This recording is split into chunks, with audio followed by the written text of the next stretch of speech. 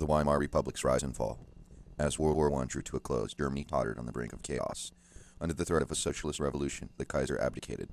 Moderate leaders signed the armistice, and later, under protest, the Versailles Treaty. In 1919, German leaders drafted a constitution in the city of Weimar. It created a democratic government known as the Weimar Republic. The constitution set up a parliamentary system led by a chancellor or prime minister. It gave women the right to vote and included a Bill of Rights. Political struggles.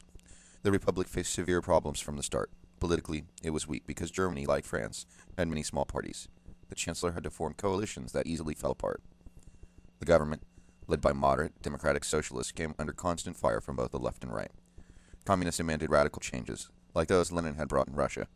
Conservatives, including the old Junker nobility, military officers, and wealthy bourgeoisie, attacked the government as too liberal and weak. They longed for another strong leader like Bismarck. Germans of all classes blamed the Weimar Republic for the hated Versailles Treaty. Bitter, they looked for scapegoats. Many blamed German Jews for economic and political problems. Runaway inflation. Economic disaster fed unrest. In 1923, when Germany fell behind in reparation payments, France occupied the coal-rich Ruhr Valley. German workers in the Ruhr protested using passive resistance and refused to work. To support the workers, the government continued to pay them and printed huge quantities of paper money to do so. Inflation soon spiraled out of control, spreading misery and despair.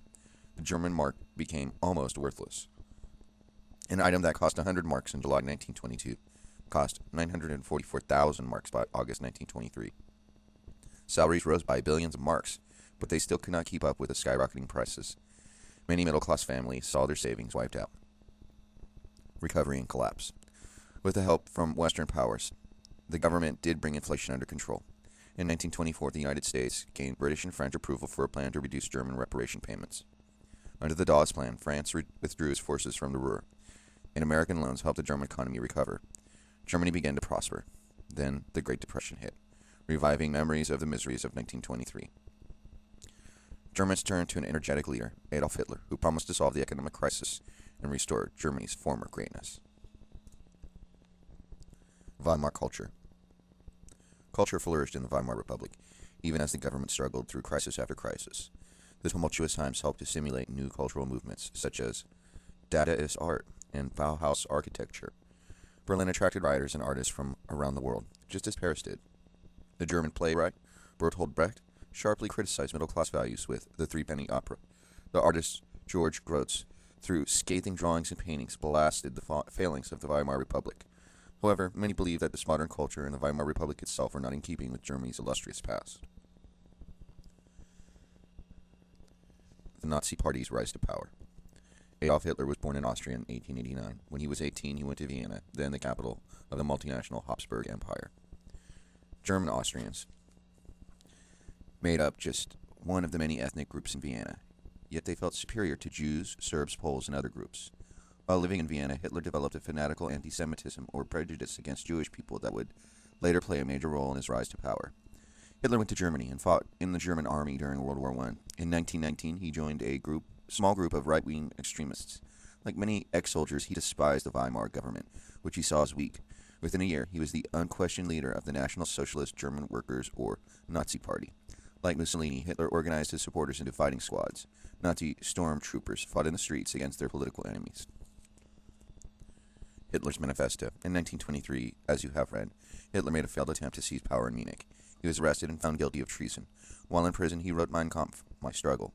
It would later become the basic book of Nazi goals and ideology. Mein Kampf reflected Hitler's obsessions: extreme nationalism, racism, and anti-Semitism. Germans, he said, belonged to a superior master race of Aryans, or light-skinned Europeans, whose greatest enemies were the Jews. Hitler's ideas were rooted in a long tradition of anti-Semitism. In the Middle Ages, Christians persecuted Jews because of their different beliefs. The rise of nationalism in the 1800s caused people to identify Jews as ethnic outsiders. Hitler viewed Jews not as members of a religion, but as a separate race. He defined a Jew as anyone with one Jewish grandparent. Echoing a familiar right-wing theme, he blamed Germany's defeat in World War I on the conspiracy of Marxists, Jews, corrupt politicians, and business leaders. In his recipe for revival, Hitler urged Germans everywhere to unite into one great nation. Germany must expand, he said, to gain Lebensraum, or living space for its people. Slavs and other inferior races must bow to Aryan needs. To achieve its greatness, Germany needed a strong leader, or Führer.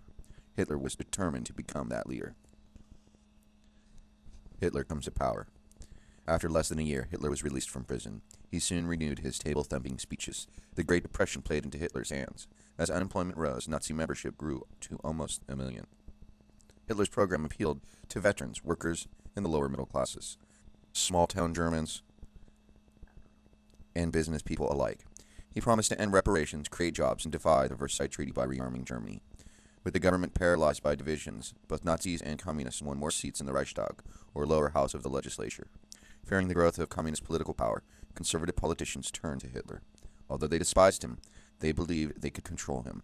Thus, with conservative support, Hitler was elected chancellor in 1933 through legal means under the Weimar Constitution. Within a year, Hitler was dictator of Germany. He and his supporters suspended civil rights, destroyed the socialists and communists, and disbanded other political parties. Germany became a one-party state.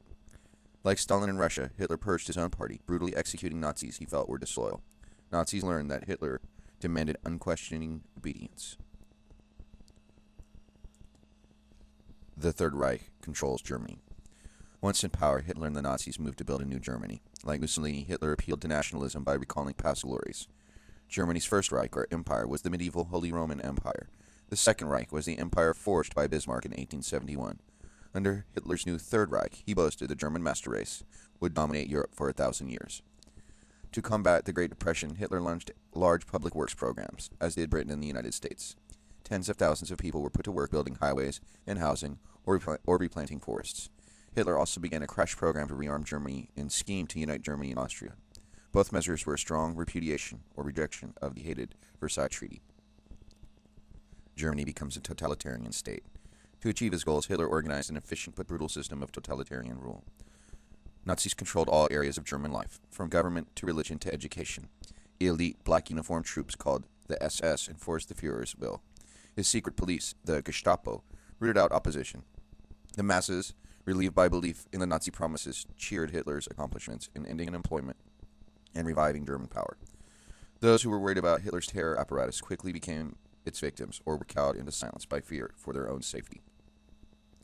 The campaign against the Jews begins. In his fanatical anti-Semitism, Hitler set out to drive Jews from Germany.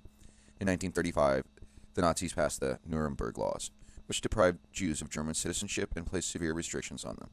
They were prohibited from marrying non-Jews, attending or teaching in German schools or universities, holding government jobs, practicing law or medicine, or publishing books. Nazis beat and robbed Jews and roused mobs to do the same. Many German Jews fled, seeking refuge in other countries. Night of Broken Glass. On November 7, 1938, a young Jew, whose parents had been mistreated in Germany, shot and wounded a German diplomat in Paris. Hitler used the incident as an excuse to stage an attack on all Jews. Kristallnacht, or Night of Broken Glass, took place on November 9 and 10. Nazi-led mobs attacked Jewish communities all over Germany. Before long, Hitler and his henchmen were making even more sinister plans for what they called the final solution, the extermination of all Jews. Nazi youth. To build for the future, the Germans indoctrinated young people with their ideology. In passionate speeches, the Führer spewed his message of racism. He urged young Germans to destroy their so-called enemies without mercy. On hikes and in camps, the Hitler Youth pledged absolute loyalty to Germany and undertook physical fitness programs to prepare for war. School courses and textbooks were rewritten to reflect Nazi racial views. Like fascists in Italy, Nazis sought to limit women's roles. Women were dismissed from upper-level jobs and turned away from universities. To raise the birth rate, Nazis offered pure-blooded Aryan women rewards for having more children. Still, Hitler's goal to keep women in the home and out of the workforce applied mainly to the privileged. As German industry expanded, women factory workers were needed. Purging German culture. The Nazis also sought to purge or purify German culture. They denounced modern art, saying that it was corrupted by Jewish influences. They condemned jazz because of its African roots. Instead, the Nazis glorified old German myths, such as those recreated in the operas of Richard Wagner.